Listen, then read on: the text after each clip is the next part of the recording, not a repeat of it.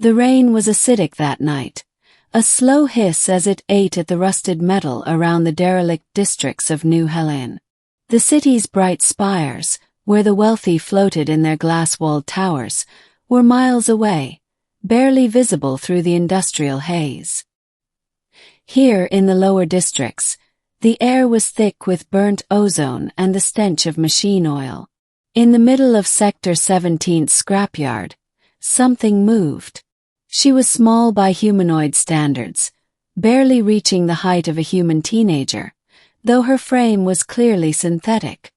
Her body was composed of mismatched polymer plating and exposed servos, the skin panels mottled with burn marks and impact dents.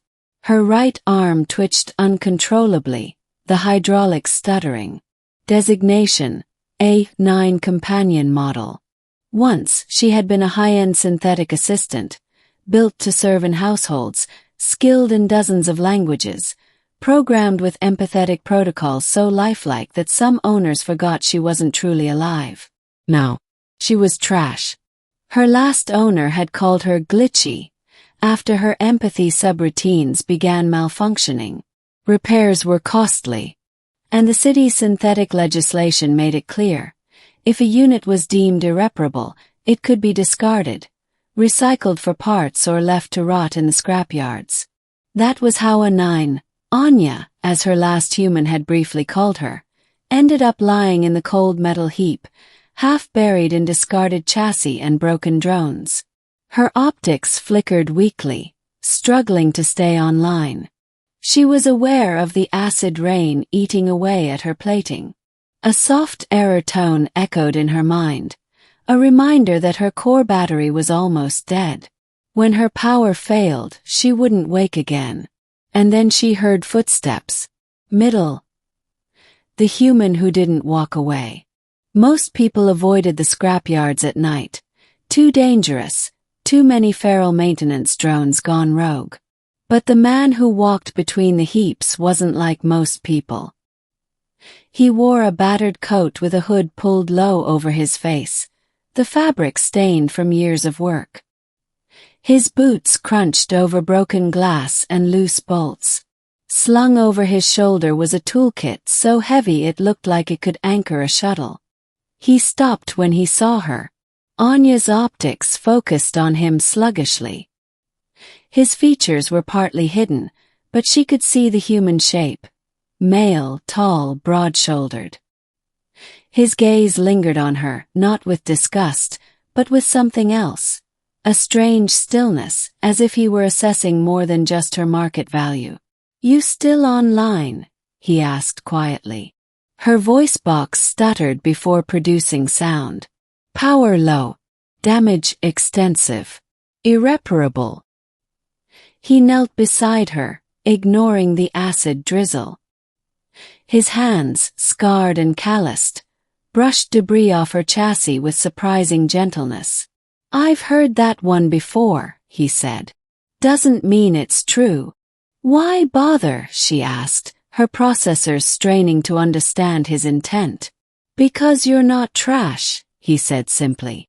"And I don't like leaving people, synthetic or otherwise, out here to die." She almost didn't believe him. Humans didn't talk like that anymore, not about synthetics.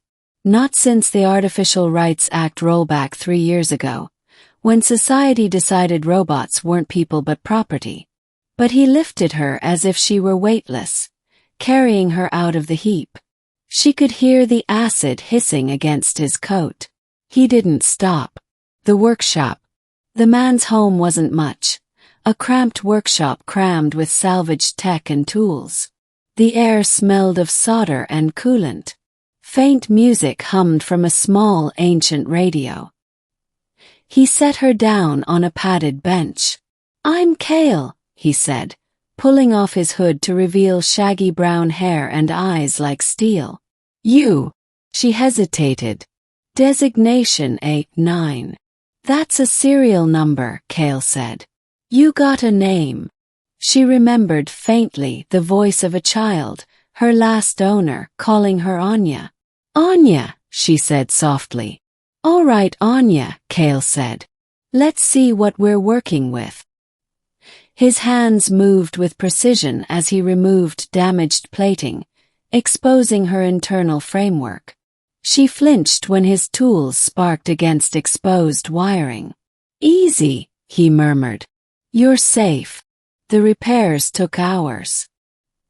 He replaced burnt circuits with scavenged parts, patched hydraulic leaks, and recalibrated her optical sensors. When he discovered her empathy core was malfunctioning, he didn't rip it out like most mechanics would. Instead, he tinkered with its stabilizers until the error tones stopped. "You repaired me," she said when she could move her arm again. "I fixed what I could," Cale replied, wiping sweat from his brow. "You're still running on borrowed parts. But you'll live." New purpose. Over the next few days, Anya learned more about Cale. He wasn't just a mechanic, he was a rescuer. His workshop was full of discarded synthetics in various stages of repair. Combat drones missing limbs, service bots with fractured memory cores, cleaning units with faded paint. He called them his strays. "You saved all of them?" she asked one night as he worked on a small courier bot. "Yeah. Guess I've got a thing for lost causes." She tilted her head. "Humans rarely care." Cale's jaw tightened. "My sister was synthetic." Anya froze. "That's unusual." She was part organic, part machine, experimental medical tech. Kept her alive after an accident. But the city said she was non-standard and wouldn't maintain her. She died because no one wanted to fix her. His hands tightened on the wrench. "So now I fix what they throw away." Anya understood. In her own way, she knew what it meant to be deemed unworthy of repair. Danger comes calling. One evening while Cale was out gathering parts, the workshop's door slammed open. A group of salvage enforcers, the corporate thugs who ensured discarded synthetics stayed discarded, stormed in. Their leader, a tall man in a black synthweave coat, scanned the room. Well, what do we have here? Illegal property retention." Anya's processors spiked in alarm. She knew the law, they could dismantle her on the spot. "Unit A9, the leader said, checking a datapad. "You were declared scrap 2 weeks ago. By law, you are to be recycled immediately." Anya stepped back, her servos trembling. "Cale will return," she said, unsure if it was warning or plea. The man smirked. "We won't be here that long." Before they could reach her, a voice roared from the doorway. "Step away from her." Cale stood there, soaked from the rain, a shock baton in one hand. "This unit is mine," Cale said coldly. "Registered under private salvage." "She's not yours," the leader sneered. "She's property of." Cale didn't let him finish. He moved with surprising speed, disarming one enforcer and knocking another into a pile of scrap. The fight was short but brutal. The remaining enforcers retreated, cursing and promising they'd be back. Anya stared at him. "You risked everything." "You're worth it," Cale said simply. The escape, it didn't take long for the retaliation to come. 2 nights later, Cale's sensors picked up multiple inbound vehicles, corporate black and silvers. "Too many to fight." "They'll take you," Cale said, throwing tools into a pack. "And I'm not letting that happen."